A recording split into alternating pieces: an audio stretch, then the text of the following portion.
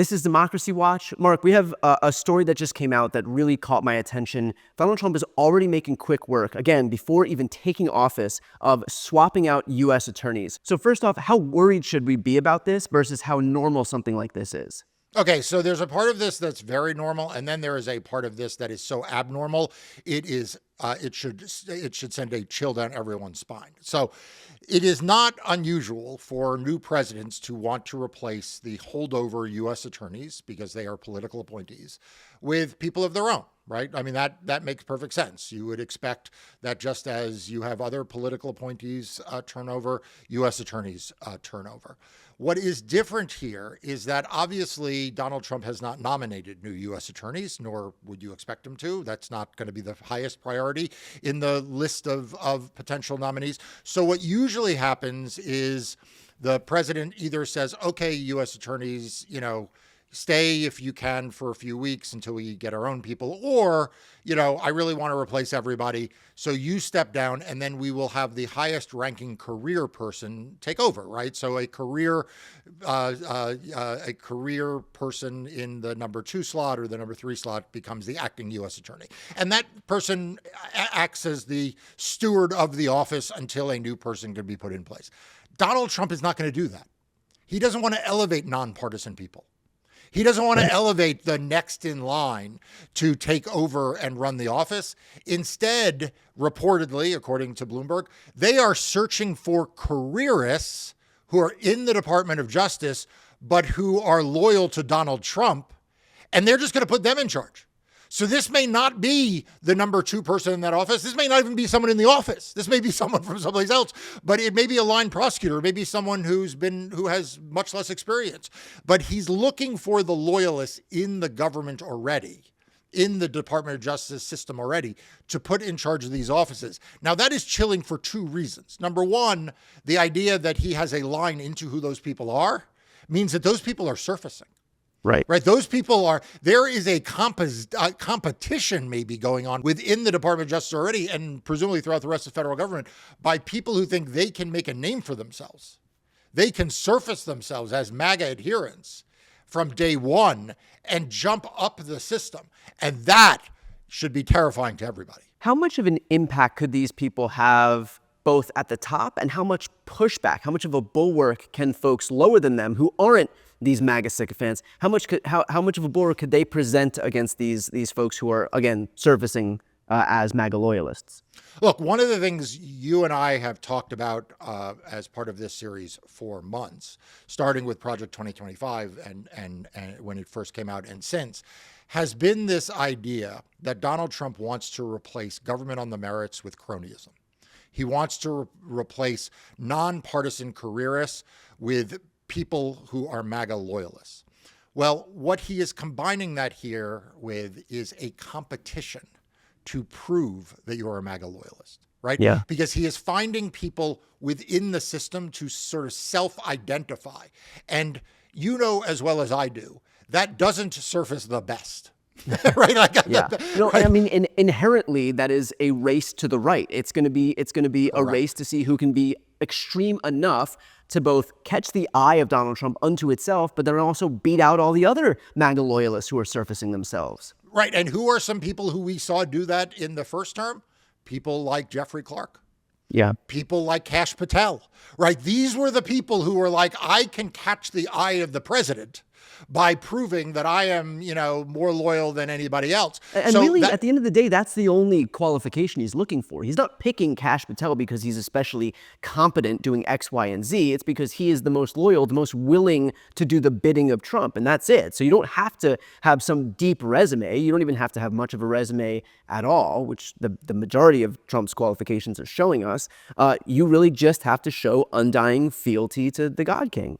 Right. And you asked the question, so what about the bulwark? Well, it has 2 effects on the rest of the careerists. Number one, some of them look and they're like, oh, well, that's the way to get ahead, right? So like it sort of invites, as you say, a race to the most extreme rightward MAGA position, right? Even among people who might not otherwise believe it because they see it as a career path. But the second is, think about what it does for morale for the good people, right? For the people who are there for the right reasons, for the people who do want to do the right thing. What message does it send them?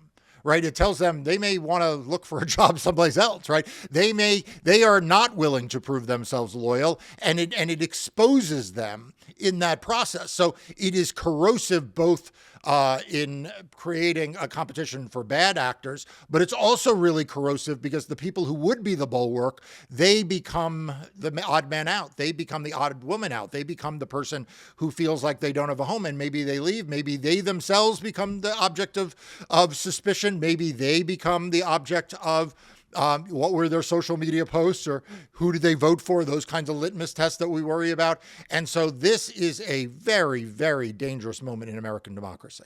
This is something that we all ought to worry about. And so when we're in a position where, for example, let's say Donald Trump gives an illegal order, and this is something he spoke with Pam Bondi about during her confirmation hearing, which she refused to even humor because we couldn't possibly imagine someone like Donald J. Trump, this beacon of virtue and integrity, ever ordering an illegal act. But if there's an illegal order given that the folks at the top of the intelligence community are perpetuating on Trump's behalf, to what extent can the folks who are beneath them block this from being carried out by virtue of it being an illegal order? Like, to what extent can they refuse to comply with an order that they view as unconstitutional, or that may very well be unconstitutional, versus the fact that it was an order that was given by folks at the top of the intelligence community, or even Donald Trump himself? Right. Or in this case, U.S. attorneys who are charged with prosecuting crimes, right? I mean, if you're a line prosecutor and your boss says, go open an investigation into this person, and Kash Patel is like, yeah, I got you 3 agents, you know, is the line prosecutor really going to say, no, I'm not going to do that because it's illegal? If they say, go to a judge and submit this affidavit, go to a judge and try to get a search warrant or issue or open a grand jury, are they going to be the ones to say no? You hope they are. But honestly, how many people are going to self-rationalize that and say, well, I'll just open the investigation. All right, well, I'll just issue a couple of subpoenas. All right, maybe I have to bring an indictment, right? Like, it becomes a slippery slope, and it is going to undermine not just the actual integrity of the judicial system or the intelligence community or government, right? It will in fact do it, but it's also going to become impossible to tell what were the lawful things that were done because they had to be done, and what were the things that were unlawful. Like, every indictment will now be subject to that kind of second guessing, and understandably and rightfully so, by the way. And every intelligence community finding that there is a threat domestically or abroad will be second guessed, and rightfully, understandably. I wrote for Democracy Docket not that long ago that one of the things we need is for judges to not give a presumption of good faith to prosecutors who come in seeking search warrants, indictments, or criminal prosecution of Democrats or political opponents. Normally, whenever a politician or someone involved in politics is indicted or investigated, they say witch hunt, right? Where we hear that. And prosecutors and judges look at prosecutors and they start with a presumption. You know what? These are career prosecutors. Unless there's really extraordinary evidence to the contrary, I'm going to assume this was done in good faith. I'm not going to assume that this was selective prosecution. I'm not going to assume this was malicious prosecution. But I'm telling you, as a Democratic lawyer, I don't think that judges can start with that proposition. I think if you start to see investigations of prominent Democrats, of people on the January 6th Commission, of people who were enemies of Donald Trump on Kash Patel's list, of people who testified against Donald Trump, I think judges need to not walk in there with an assumption that this was good faith. And that's the problem, Brian. By doing this thing with the U.S. Attorney's Office, they are, in fact, confirming my concerns. And I think they are going to put judges in a lot of really hard spots.